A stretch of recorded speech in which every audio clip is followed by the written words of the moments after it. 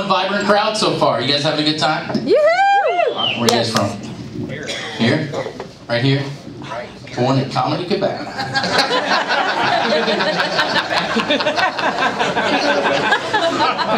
Wish I was drinking with you guys tonight. I'm in recovery. My name is Steve. I'm a recovering bedwetter. Well, I say recovering because I know that I'm just one little accident away from a total relapse. Anybody else get teased growing up? For what? Don't say it unless you're ready to play. Who got teased? Well, you don't have to tell me what you got teased for. I think it's obvious to the crowd. His ears. Right? They're small. I can see teasing going on for that. Anyway, I got called things like pissy pants, Sir Pee-a-lot, the urinator. So I gotta tell you, it's really tough when it comes from those little bullies on the playground, but it's devastating when it comes from your own parents, I'll tell you that. My parents were pretty cruel.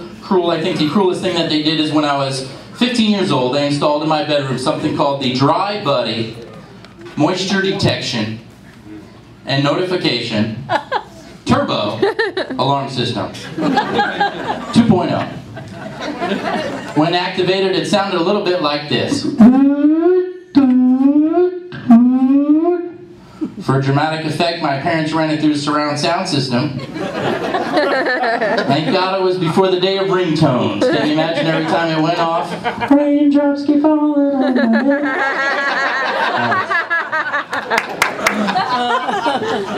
Thank you. I wasn't the only one losing sleep, though. Thanks to the Dry Buddy system, so were my parents, my 7 brothers and sisters, and any neighbor with an open window and a 3-block radius. Thank you.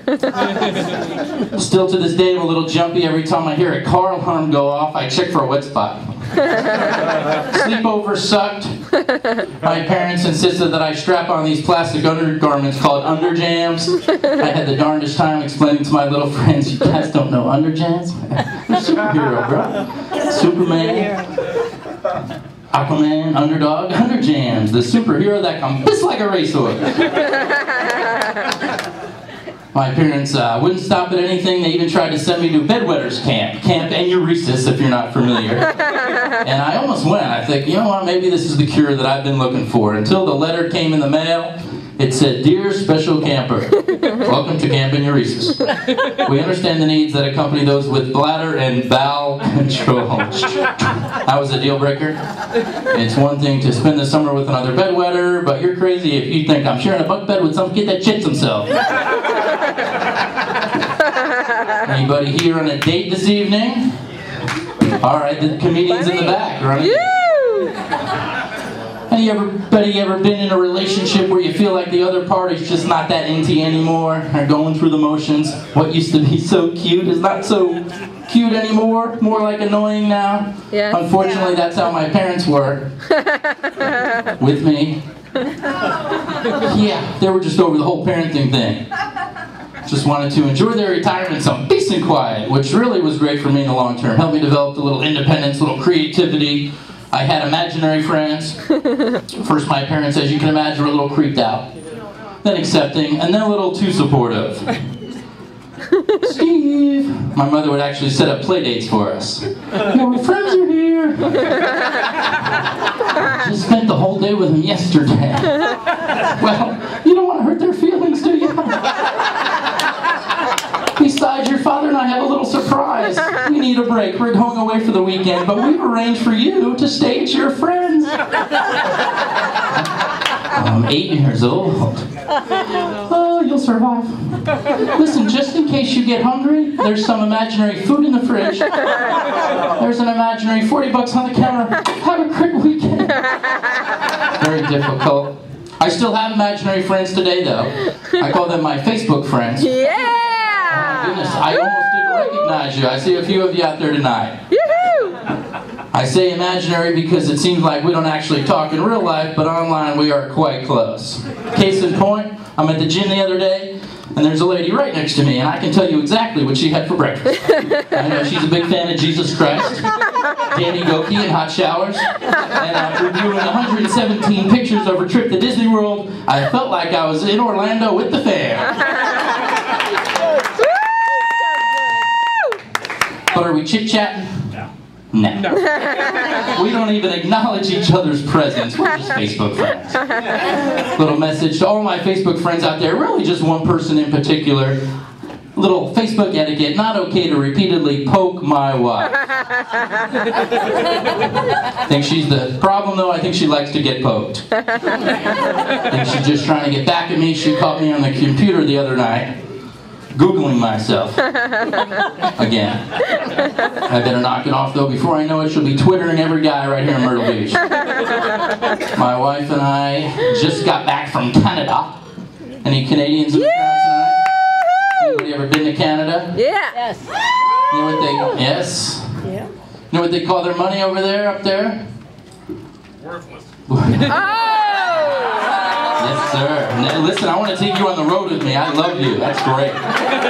You see me tomorrow? I'll be using that. They call their dollars loonies. Anybody ever heard that? What do they call their $2? Toonies. Loonies and toonies. And these Canadians want to be taken seriously. But my neighbor saw me and he was like, "How was your vacation?" I'm like, I wasn't on vacation. I was visiting my wife's family. Don't get me wrong, I always have a great time visiting my wife's family. I always leave with that warm feeling that says, gosh, my family's not as fucked up as I thought they were. We all have issues. My family has issues. Her family has psychologists scratching their heads. Thank you very much. True. But my wife and I fight a lot about money. Her recent thing that she started doing was meditating. Anybody ever seen anybody meditate before? Yoo-hoo! I'll be honest with you, I've been to Myrtle Beach before. Not a big meditating crowd. Any meditators out there? Well, for those of you that have never meditated, I'll give you a little taste of what it looks like. Sometimes my wife asks questions like, who am I? What's my purpose? How can I serve humanity today? And of course I'm a comedian with a karaoke machine, so I'll be like, Kim, it's Buddha. Get your husband a 6-pack of Yingling and a pepperoni pizza and step on it. She thought it was funny the first couple of times. But all this meditating is doing wonders for our relationship. It's the least expensive hobby she's come back with yet. No membership fees, no new equipment to buy. She doesn't even need any new batteries. Guys, I don't know if your house is anything like my house. Every time my wife gets a new hobby, she wants me to get a new hobby. This was no different. Steve, let's meditate together. I say the same thing I always say, I'll think about it. The more I thought about it, I was like, you know what, this isn't such a bad deal after all. If you think you're the only one that's going to sit around this house and do absolutely nothing all day, you get another thing coming. That's what I do around here. Since I started meditating with her, she's pretty turned on by the whole experience. Just a couple short weeks ago, before I was meditating, she'd see me on the couch and she'd be like, another wasted day. Now she sees me on the couch, she's like, rubs my tummy. My spiritual guru. So it's working out. Last time I was in Myrtle Beach, I must have been on autopilot. I don't know what I was thinking. Instead of saying my wife gets turned on when I meditate, I said my wife gets turned on when I masturbate. Yeah. They didn't know what meditating was in Myrtle Beach, but I had a strong suspicion they knew what masturbating was. The more I started to think about it, the more I realized the two have quite a bit in common. They both involve a lot of heavy breathing with an occasional scream or yell. They can both be accomplished in minutes, but some prefer to do them all day long. Some people like to sneak away to a private location where they can really focus. And there's others with a higher concentration level that can pull it off just about anywhere. The other thing my wife and I fight about is she tries to buy things, and she's got a little trick she does now, and then she hides them from me. Husbands, any wives do this? Like I'm not going to notice. You be the judge. Her latest purchase, an invisible fence. Anybody seen one of these things? I love it. My side of the story is, we don't even own a dog. Her side of the story is, yes, but it matches our invisible pool so well. Yeah, exactly. I think the salesman saw her coming like a mile away. He closed the deal by throwing in a free silent alarm. Thank you.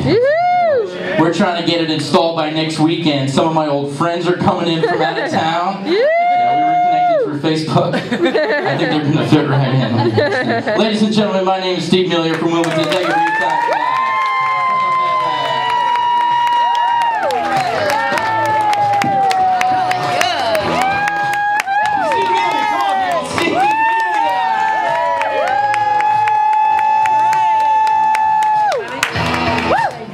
He's funny. Good. Good.